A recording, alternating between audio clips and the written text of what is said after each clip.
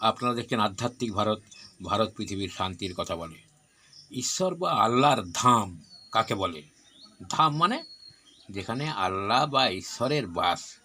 তো আল্লাহ আর ঈশ্বরের বাস কি একটা নির্দিষ্ট জায়গায় হয় নাকি? সারা বিশ্ব ব্রহ্মাণ্ড, শুধু পৃথিবী নয়, সারা বিশ্ব ব্রহ্মাণ্ডটাই হচ্ছে ঈশ্বর বা আল্লাহর ধাম। ঈশ্বর বা আল্লাহ আছে বলেই বিশ্ব ব্রহ্মাণ্ডটা চলছে। সবচেয়ে বড় ধাম, ঈশ্বরের বসবাসের স্থান হচ্ছে আমাদের এই দেহ। আত্মা বা প্রাণরূপে আমাদের দেহের মধ্যেই তিনি বাস করেন। তার দেহটাই হচ্ছে সবচেয়ে বড় ঈশ্বর বা আল্লাহর ধাম।